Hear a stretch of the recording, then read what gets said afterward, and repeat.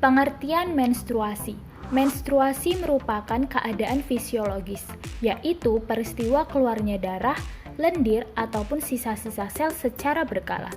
Sisa sel tersebut berasal dari mukosa uterus dan terjadi umumnya teratur mulai dari menarche hingga menopause. Bagian-bagian siklus menstruasi. Yang pertama ada siklus endometrium. Siklus endometrium terdiri dari 4 fase, yaitu fase menstruasi, fase proliferasi, fase sekresi atau luteal, dan fase iskemi atau premenstrual. Yang pertama ada fase menstruasi. Pada fase ini akan tersisa stratum basal akibat terlepasnya endometrium pada bagian dinding uterus yang disertai perdarahan. Fase ini berlangsung hingga 5 hari dalam rentang 3-6 hari.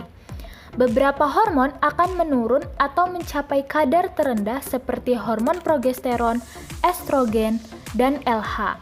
Sedangkan kadar hormon FSH akan mulai meningkat. Fase proliferasi.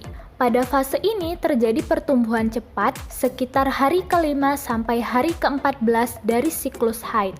Ketebalan endometrium akan menjadi 8 sampai 10 kali lipat dari semula atau sekitar lebih kurangnya 3,5 mm yang berakhir saat ovulasi.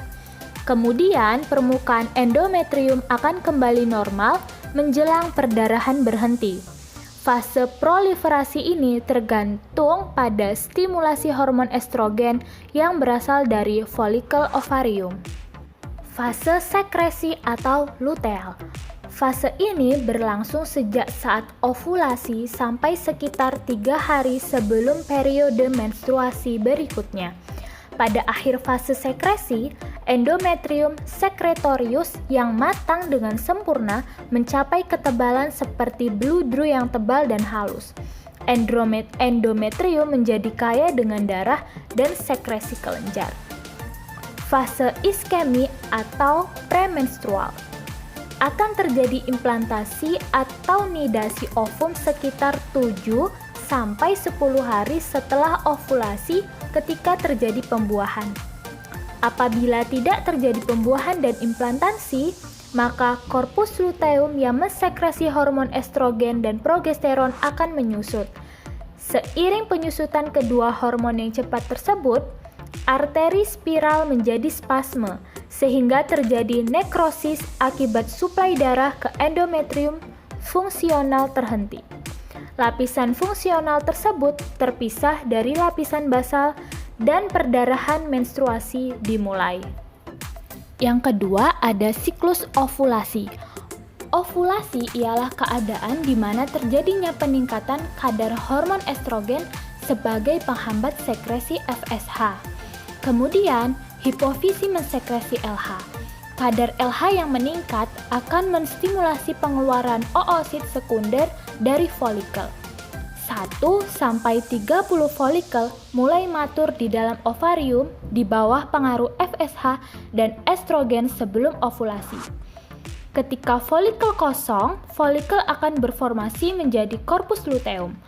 Puncak aktivitas korpus luteum terjadi pada 8 hari setelah ovulasi dan mensekresi baik hormon estrogen maupun progesteron.